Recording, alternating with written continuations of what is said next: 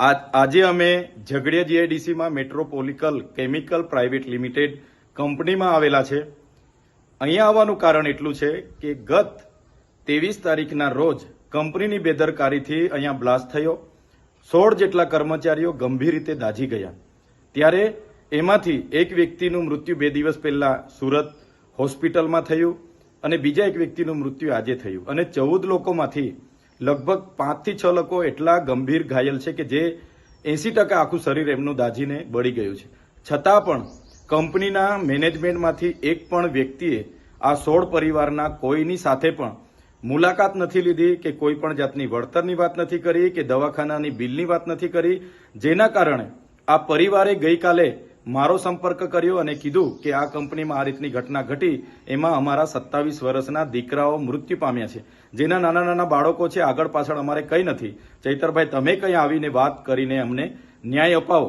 આજે અમે અમારી ટીમ સાથે એ કંપનીના ગેટ પર ગયા અને 11:30 થી લઈને 1 વાગ્યા સુધી ત્યાં ઉપસ્થિત પીઆઈ વાઘેલા, પીએસઆઈ બધાને અમે કીધું કે મેનેજમેન્ટમાં જે કઈ વ્યક્તિ હોય એને ગેટ પર બોલાવો અને અમારી સાથે જે પરિવારજનો આવેલા છે એમની સાથે માનવતાની રાહે જે વળતરની વાત હોય એ વાત કરે અને એમને ન્યાય આપવાનું કામ કરો. ત્યારે પોલીસ અધિકારી વાઘેલા સહિતના લોકોએ ત્યાં અગાઉથી એવા લોકોને લાવીને મૂકેલા હતા કે જે પરિવાર સાથે એમને કોઈ લાગે વળગે નહીં, છતાં એ લોકો અમારી સામે આર્ગ્યુમેન્ટ કરતા હતા કે ભાઈ વળતર તો 15 લાખ જ મળશે, એનાથી ના મળે, અમારા પરિવારના લોકો છે, આમ છે તેમ છે.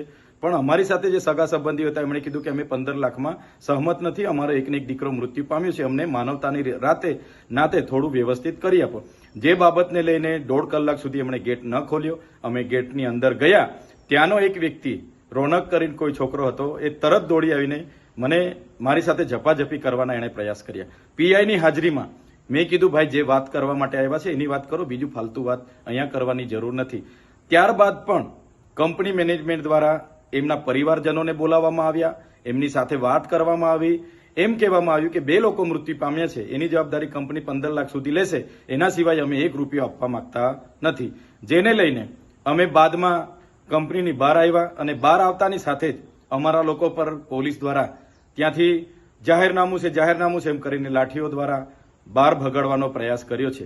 ત્યારે મેં કહેવા માંગુ છું કે પોલીસે આ કાર્યમાં એક માનવતાની રીતે ત્યાંના લોકોના વિશ્વાસ થાય એ રીતના પોલીસે ભૂમિકા ભજવવાની હતી. એની જગ્યાએ 5-5 દિવસ સુધી પોલીસ ત્યાં દેખાઈ નહીં. આજે અમે જવાના હતા ત્યારે પોલીસ ત્યાં આવી ગઈ અને કંપનીના માલિકના કહેવા પ્રમાણે એમણે વળતર નહીં આપવા દેવા માટે આ પરિવારોને પણ નહીં મળે, તમે જ્યાં કરવાના હોય ત્યાં કરી લેજો, તમારાથી થાય તે કરી લેજો, એવું પોલીસના પીઆઈ બોલતા હતા.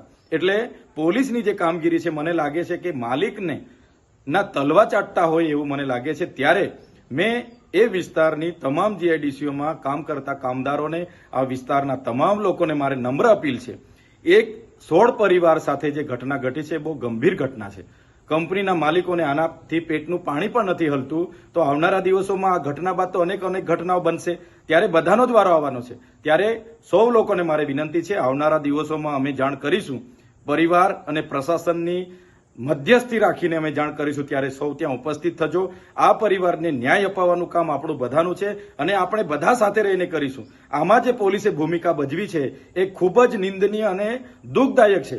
પોલીસે એમના માણસોને બોલાવી ખોટા વિડીયો પણ બનાવ્યા છે અને અહીંયા પૈસા માંગવા આવેલા છે એવા વિડીયો પણ બનાવેલા છે. પણ પરિવાર આજે દુઃખી છે અને પરિવારની આ દુઃખની ઘડીમાં સહકાર આપવો એ આપણી બધાની ફરજ બને છે.